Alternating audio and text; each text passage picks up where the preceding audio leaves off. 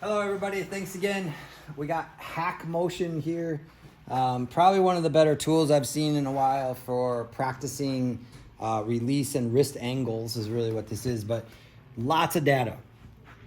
So it's basically figuring out what my wrist angle is. So this is 40, you can see it changing as I do it.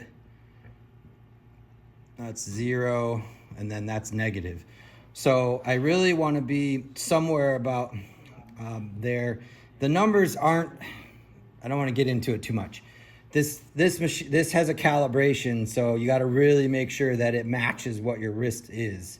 So I'm not real concerned with what the numbers are. It's just the fact that if I have 30 degrees of wrist angle at the top, then my wrist goes this way into impact. Okay, so that's going from 30 to 0 as I rotate and go through impact. It's important to know what's happening with my wrists and my hands as I come down, because the opposite of that we see with a lot of average golfers is that they flip the wrists. Flipping means that the impact number would be the same as the top number. Okay, so this is where we get into, for me, today I've been hitting high balls. So my wrist is still not at the angle I want it to be to create the right launch angle. So I'm gonna hit another one, see if I can fix that. Oh, I over-exaggerated.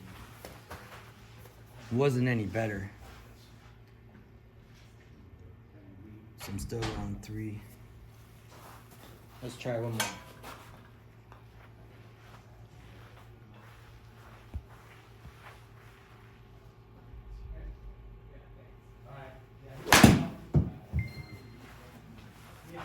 About the same.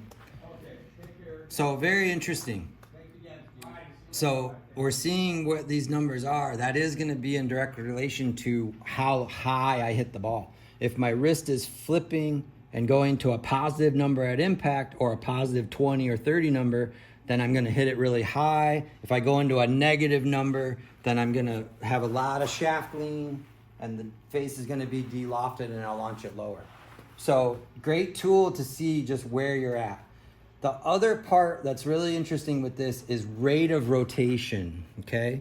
So when I look at this, it's basically saying my wrist is at 0, and then as I take it back from my address position, my wrist rotates open, and then as I get past the top and I start down coming into impact, my rate of rotation is very steep and abrupt. If I didn't have a quick release, then that curve is going to be across on a flatter line versus peaking. So what I found is if I do a hold off like a punch shot, this graph is going to look different.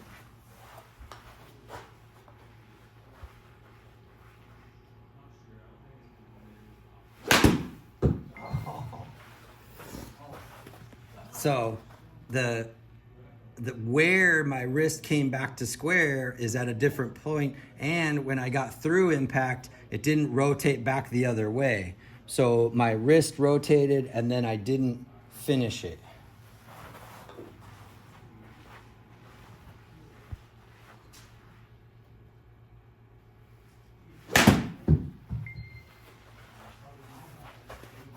Yeah, very interesting. So even though I feel like I'm not releasing it real hard, I'm still getting the same peak, but it's going flatline here versus coming back down. So pretty cool stuff.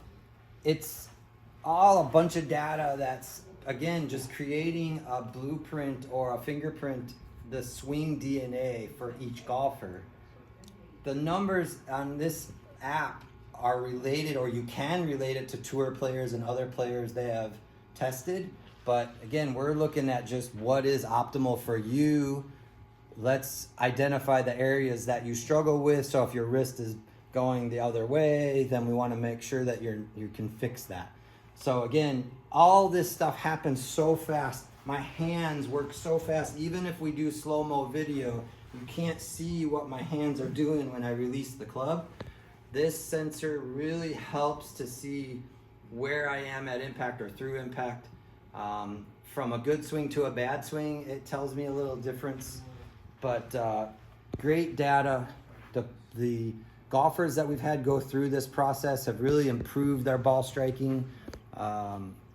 It's just these tools keep growing and keep getting better. So what we're hoping is we promote the right tools for in the right period of time. So whatever is best in the industry, we really want to make sure people know about it and they're using it to improve their golf games. So come on down to the GolfLAB and check this stuff out.